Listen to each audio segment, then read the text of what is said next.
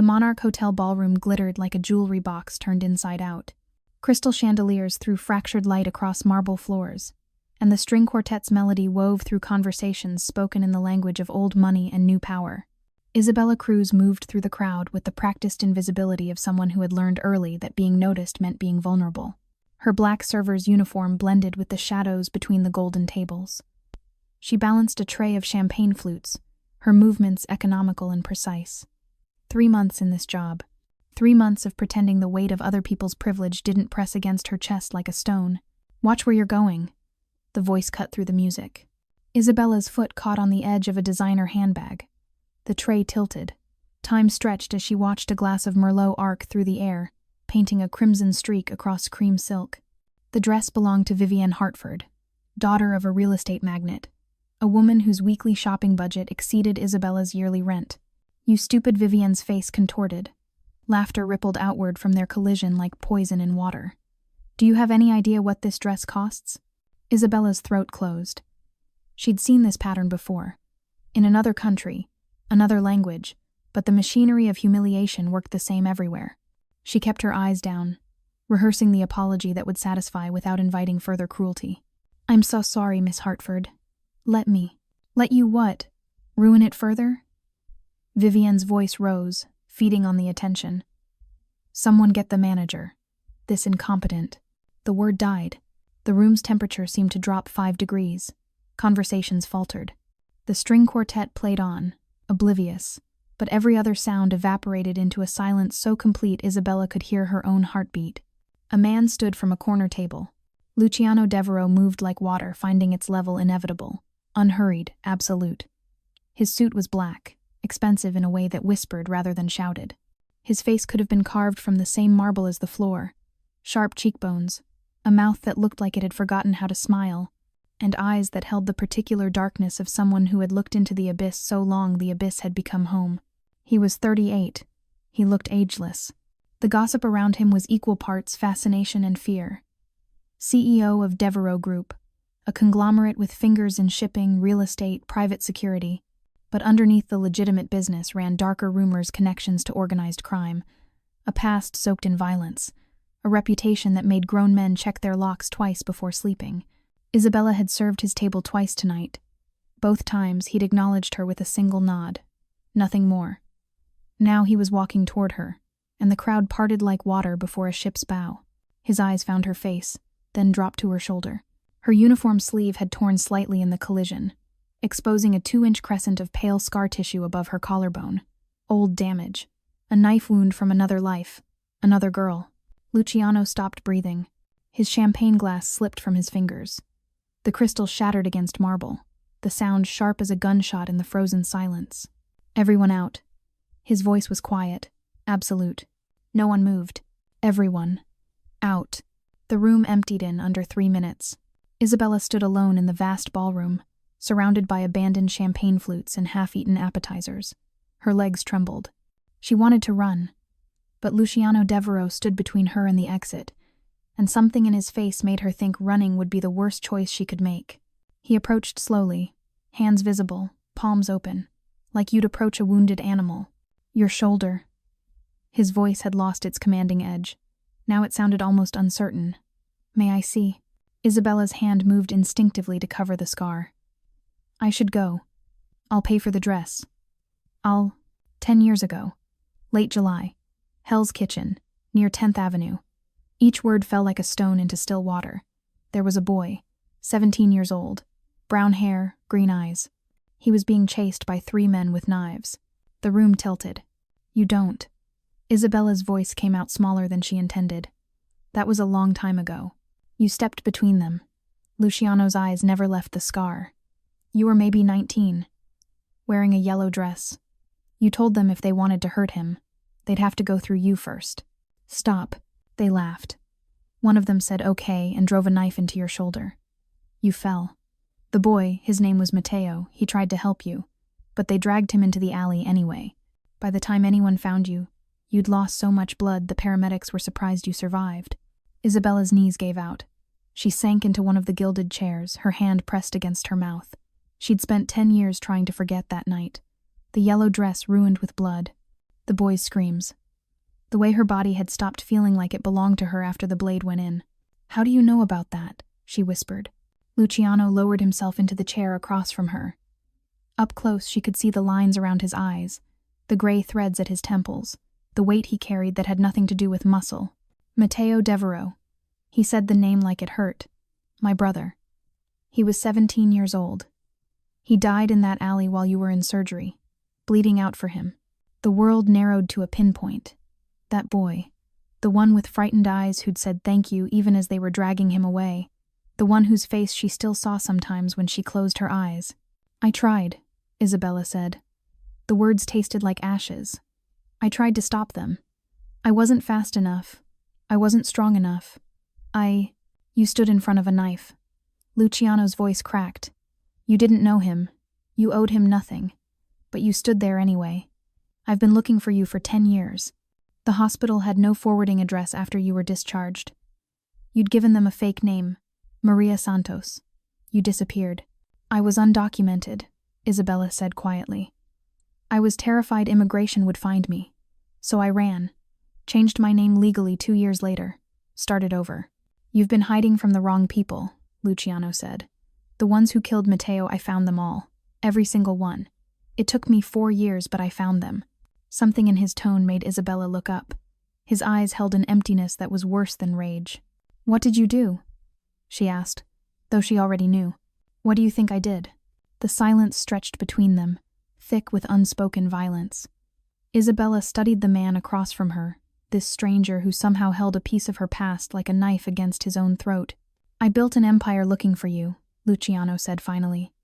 "Devereaux Group started as legitimate business, yes, but underneath, I needed resources, information networks, people who could find things that didn't want to be found. I became the thing I hunted, a criminal who keeps his word." He leaned forward, elbows on knees. "The 3 men who killed Matteo, they were part of a larger organization, the Calabrese family. Small-time drug operation, but vicious. I couldn't just kill 3 men. That would have started a war we'd lose, so I spent 4 years building power, making connections, learning the game. And then I dismantled them piece by piece." Isabella felt sick. "You're telling me you became a mob boss to avenge your brother?" "I became a mob boss to survive long enough to avenge my brother. There's a difference."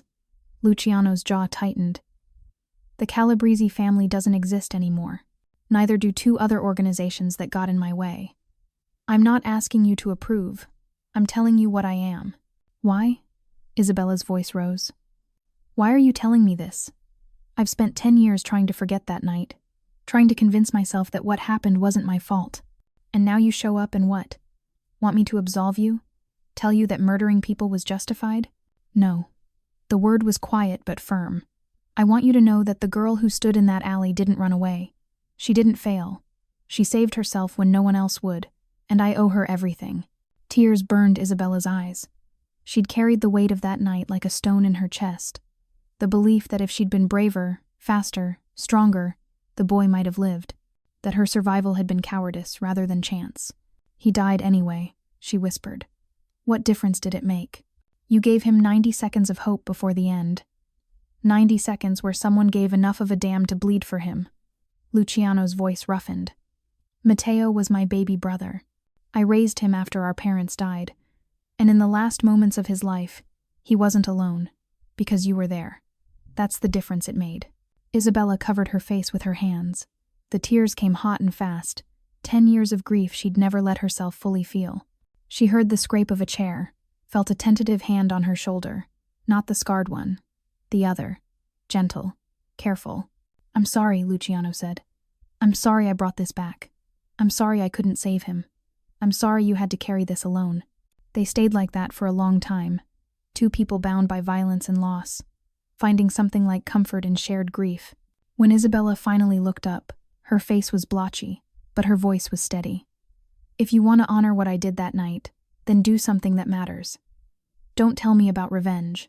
Show me redemption." Luciano's hand dropped. "What do you mean?" "I mean stop being the thing that killed your brother. Start being the thing that would have saved him." Luciano's penthouse office overlooked Manhattan like a kingdom laid out for inspection. Floor-to-ceiling windows framed the city in steel and glass. Isabella stood at the edge of the view, feeling small and precarious, like one strong wind could blow her off the face of this glittering world. 3 days had passed since the gala. 3 days of Luciano's security detail shadowing her movements, of finding envelopes of cash under her apartment door, of job offers from companies she'd never applied to. The message was clear. He was trying to help. The method was suffocating. "This has to stop," she said without turning around. Behind her, Luciano set down his coffee. "The protection? The money? All of it. I didn't ask for any of this." "No. You asked for redemption." He moved to stand beside her, careful to maintain distance. "I'm trying to figure out what that looks like." Isabella turned to face him. "It doesn't look like throwing money at me until I go away. It doesn't look like buying my silence or my forgiveness." "Then what does it look like?" She'd been thinking about this for 3 days. Thinking about Matteo, about all the other kids like him, the ones who fell through society's cracks and into the waiting arms of violence, the ones who never got someone willing to stand in front of a knife. There's a building on 42nd Street, abandoned warehouse. The city's been trying to sell it for years, but the location's bad, too close to the shelter district, not profitable enough for developers. Isabella pulled out her phone, showed him the listing she'd bookmarked. "Buy it. Turn it into a youth center. Free programs. Job training. Safe space. Call it Matteo's Haven." Luciano studied the screen. "That's a $3 million property. Is that a problem for you?" "No." He handed back the phone. "But I have conditions." "Of course you do. You let me provide security. Real security. The kind of work I'm trying to leave behind. Those connections don't just disappear because I want them to. There are people who would hurt you to get to me. I need to know you're protected." Isabella's stomach nodded. "Your world follows you everywhere, doesn't it?" "Yes. And you're pulling me into it. I'm trying to keep you out of it. That's what the security's for." Luciano's expression was unreadable. "But I understand if that's not acceptable. If you'd rather I stay away." "No." The word surprised them both. Isabella took a breath, steadying herself. "No. If we're doing this, we're doing it right. The youth center, the programs, everything. But I run it. My vision, my rules. You provide the money and security. That's the deal." "Agreed. And one more thing." Isabella met his eyes. "You come volunteer. Once a week. I don't care how busy you are. You show up, you talk to these kids, you remember why we're doing this.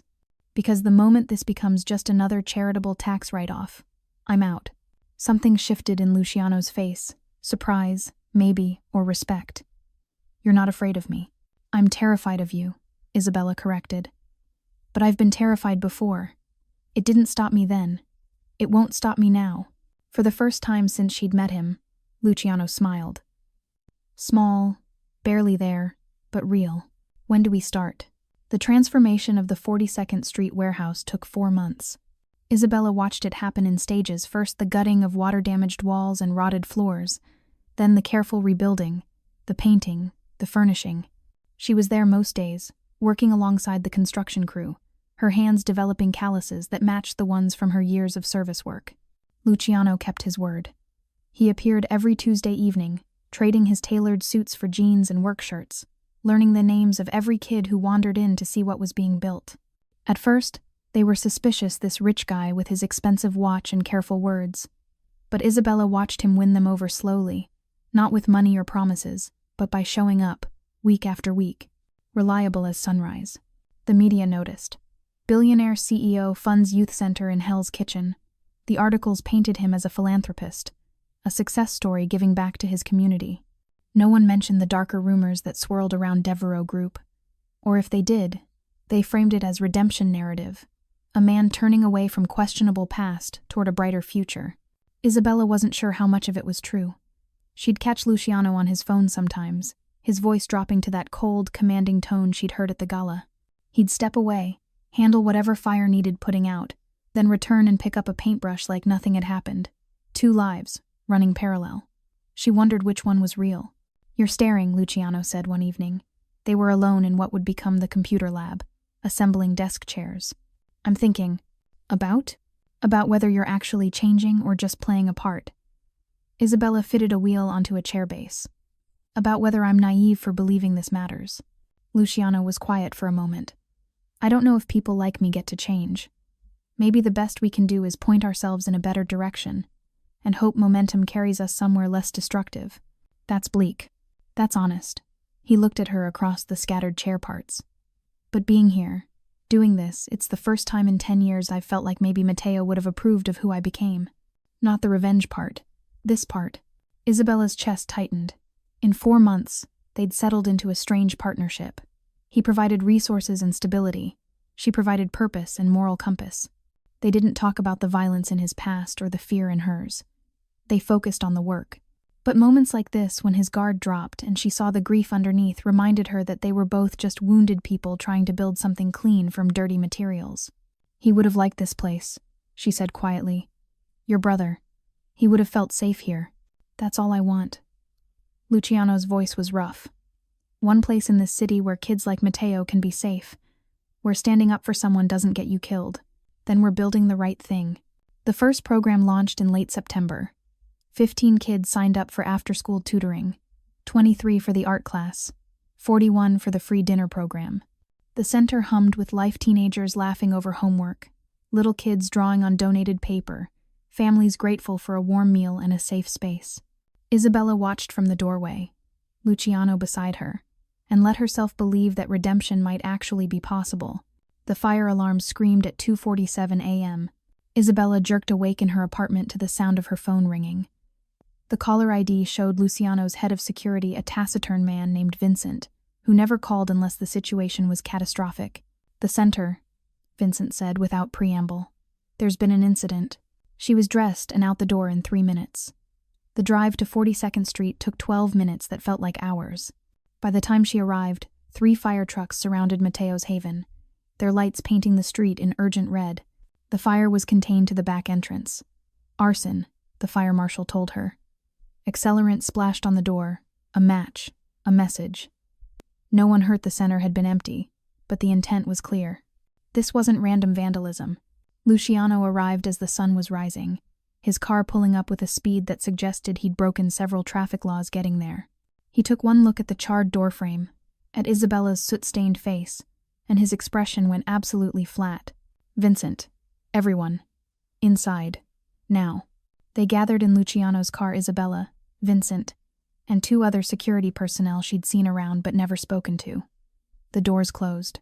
The soundproofing created an intimate, terrible quiet. Who? Luciano's voice could have cut glass. We're still confirming, Vincent said carefully, but the signature matches Costello's crew. Isabella watched Luciano's face transform. The careful philanthropist disappeared, replaced by something older and infinitely more dangerous. This was the man who'd dismantled crime families.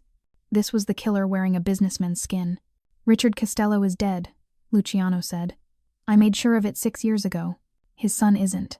Vincent pulled out a tablet, showed them surveillance footage from a building across the street. A man in dark clothes, face partially obscured, watching the center. Marcus Costello. He's been rebuilding his father's operation. Quietly. We didn't see him as a threat until now. Why target the center? Isabella asked. Her voice sounded distant to her own ears, shock insulating her from the full weight of what was happening. Vincent and Luciano exchanged a look. Finally, Luciano spoke. Because it hurts me. Because you matter to me. He said it simply, a statement of fact that landed in Isabella's chest like a stone. Marcus knows the best way to get revenge isn't to kill me. It's to destroy everything I'm trying to build. Starting with you. The words hung in the air. Isabella thought about yellow dresses and knife wounds, about how many times violence had reached out and found her despite her best efforts to stay invisible. So what do we do? She asked. I handle it. Luciano's tone brooked no argument. You stay away from the center until this is resolved. Vincent will assign you a protection detail. No. Isabella.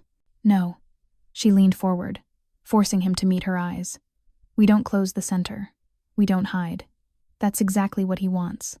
He wants you to choose between the work and the war. So we choose both. You don't understand what you're asking. Then explain it to me. But stop trying to protect me by pushing me away. We're partners in this. Start acting like it. The package arrived at Isabella's apartment 3 days after the fire. Plain brown paper, no return address.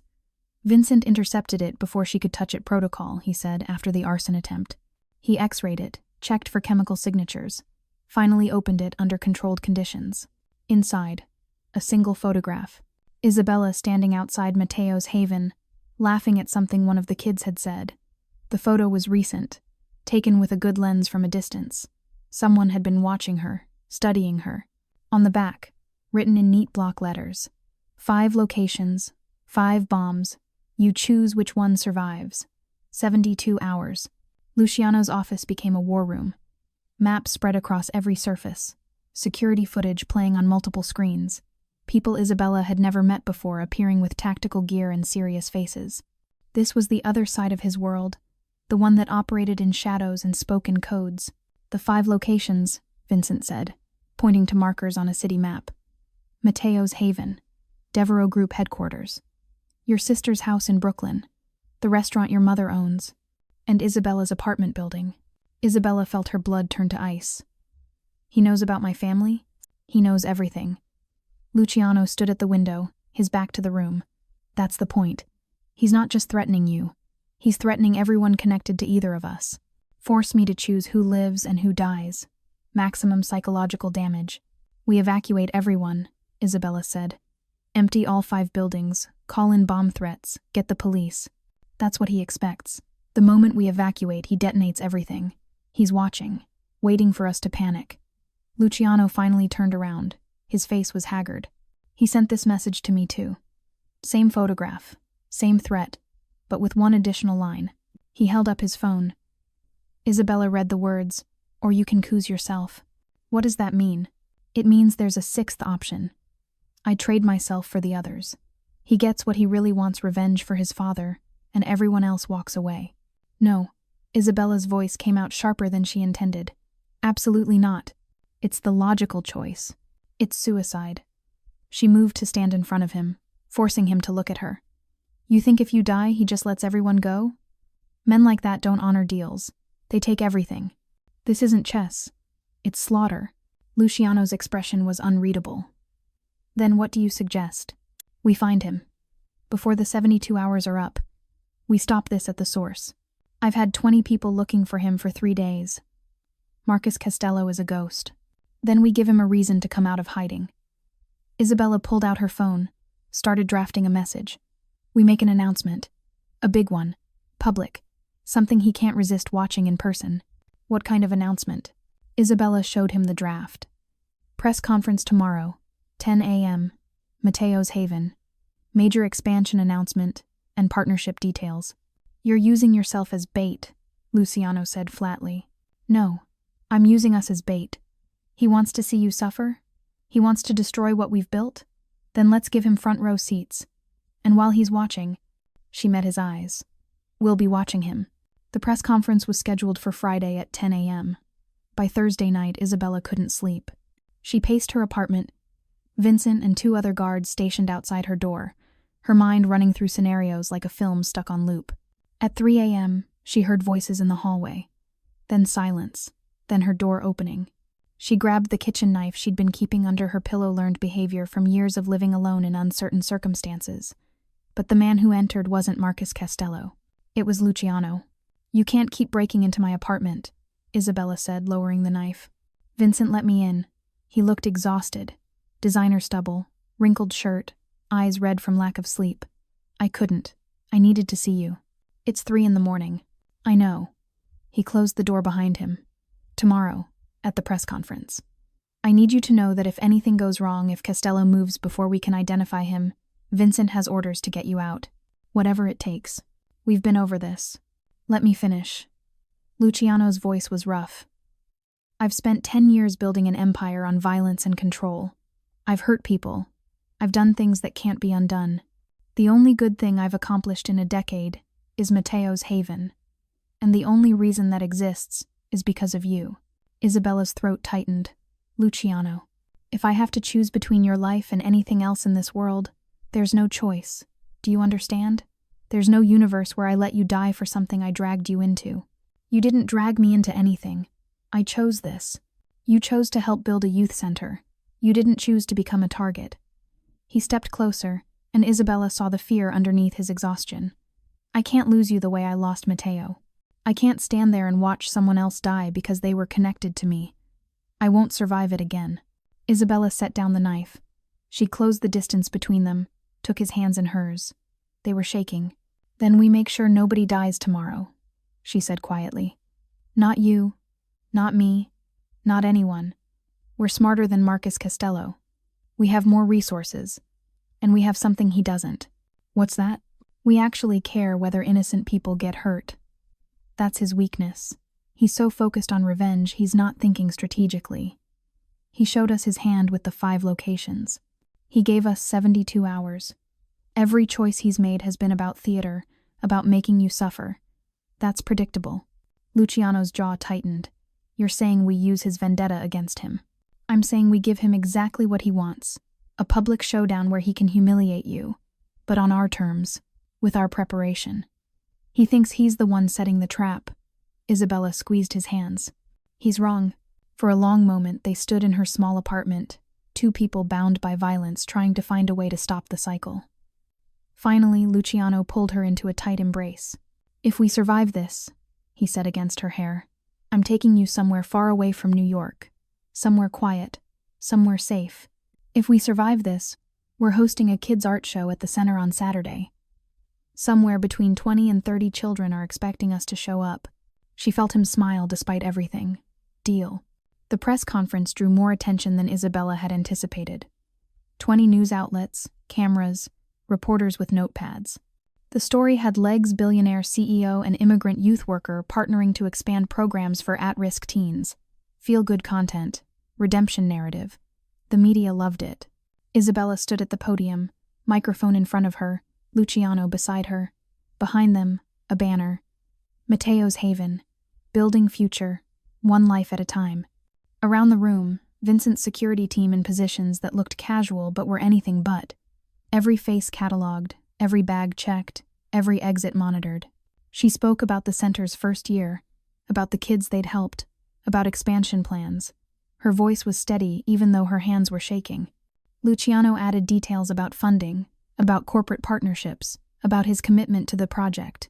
Professional, polished, giving no indication that they were both scanning the crowd for a threat. 20 minutes in, Isabella saw Vincent's subtle signal. Someone in the back, filming on a phone. Male, late 30s, dark jacket, not moving like media. Marcus Costello. She didn't break rhythm. We're also announcing a new scholarship program today. 3 full college scholarships, awarded annually. We're naming them after... The fire alarm cut her off. Standard evacuation protocol, everyone out. Orderly, calm. But Isabella saw Vincent's face and knew this wasn't a drill. Costello had made his move. They evacuated with the crowd, but Vincent steered them toward a side exit, away from the main flow. He's here. We've got him cornered in the east stairwell. But Vincent hesitated. He's not alone. He's got hostages. 2 kids from the center. Isabella's world tilted. Which kids? Daniel and Sophie. They came early to help set up chairs. Daniel was 14, Sophie barely 12. They came to the center every day after school. Daniel wanted to be a lawyer. Sophie loved to draw. Get me to him, Luciano said. His voice had gone flat. Dangerous. Sir, that's not. Now. They took the back stairs, moving fast and quiet. When they reached the east stairwell, they could hear Marcus Costello's voice echoing down the concrete shaft. I know you're out there, Devereaux. Come down here alone, or these kids become another tragedy for your precious center. Isabella grabbed Luciano's arm before he could move. Wait, let me try something first. Absolutely not. He wants to hurt you. That's his entire motivation. But he doesn't want to hurt kids. If he did, he would have already. She was speaking fast, urgent. Let me talk to him. Let me try to de-escalate this without anyone else dying. Luciano looked at her like she'd suggested walking into a fire. You can't negotiate with men like him. I negotiated with you, didn't I? The words hung between them for a heartbeat. Then, before he could stop her, Isabella pushed through the stairwell door. Marcus Costello stood 2 flights down, arm around Daniel's throat, Sophie crying beside them. He was younger than Isabella expected, mid-30s. Well-dressed, cold eyes that held the particular emptiness of someone who'd already decided violence was the answer. Isabella Cruz, he said, smiling. The girl who started this whole mess. Come to make another dramatic sacrifice? I came to talk. Isabella kept her hands visible, movements slow. Those kids have nothing to do with this. Let them go. They have everything to do with this. They're what Devereaux cares about. What you care about. Marcus's grip tightened on Daniel. You built this center to save kids like them. To make up for the one you couldn't save. How poetic that it ends here. Isabella descended the stairs carefully, watching Marcus's face, reading the anger and grief underneath the cold exterior. She'd seen that expression before. In Luciano's eyes, 10 years ago, when he'd been consumed by the need for revenge. Your father, she said quietly. Richard Castello. Luciano killed him 6 years ago. You were how old? 28? Marcus's jaw tightened. 27. You spent 6 years planning this. 6 years building power. Watching, waiting, all for this moment. Isabella stopped 3 steps above him, close enough to be heard clearly, far enough to not seem threatening. What happens after? After what? After you kill us. After you destroy the center. After you've had your revenge. She looked at Daniel and Sophie, at their terrified faces. What do you do with the rest of your life? I don't care about the rest of my life. Yes, you do. You have 3 younger siblings. I looked you up. Maria, Thomas, and Elena.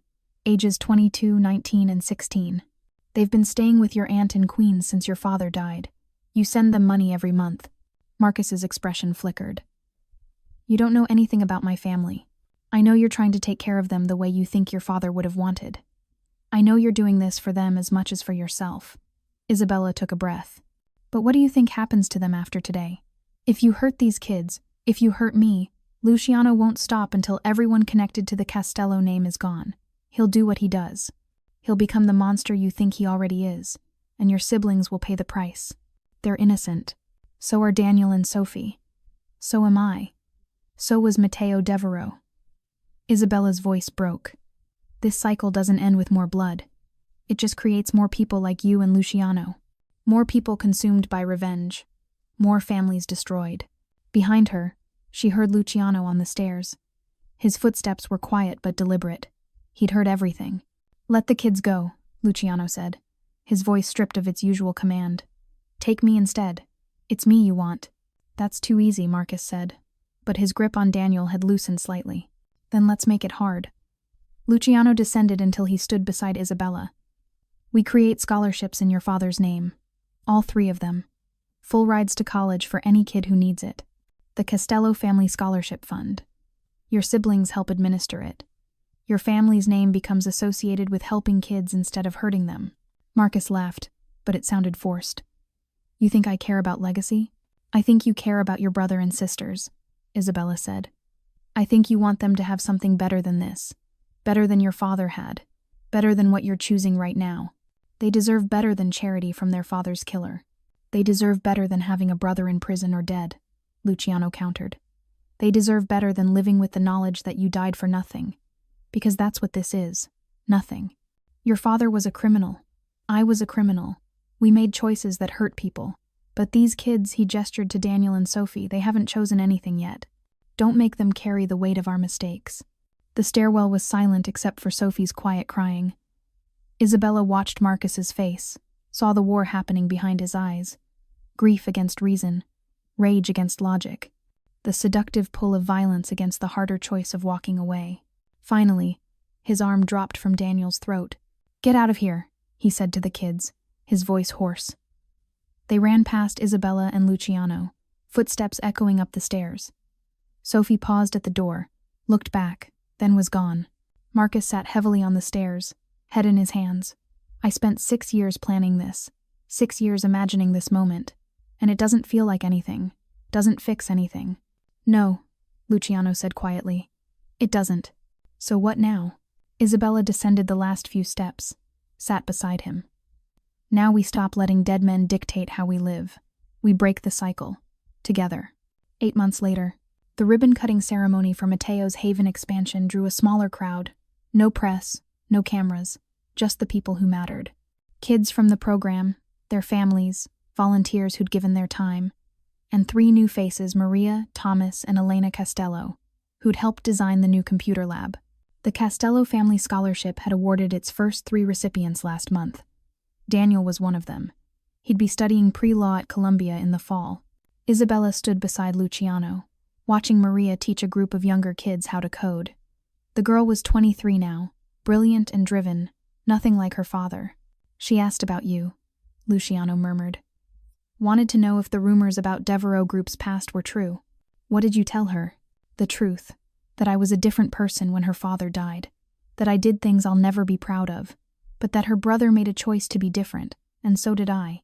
Isabella laced her fingers through his. In her other hand was a marker in 10 minutes. She'd signed the ceremonial wall where every person who'd helped build this place had left their name. Her scar was visible beneath her sleeve, a thin crescent of old damage that she no longer tried to hide. Think we actually did it? She asked. Broke the cycle? I think we're still breaking it. Every day, one choice at a time. Through the window, they watched Sophie unveiling a mural she'd painted, a yellow sun rising over city buildings, and beneath it, 2 figures standing together. One holding a knife, one stepping in front of it. Underneath, in careful letters, courage isn't the absence of fear. It's choosing to stand anyway. Luciano squeezed Isabella's hand. Ready? Always. Together, they walked inside to join the future they'd built from the wreckage of their past.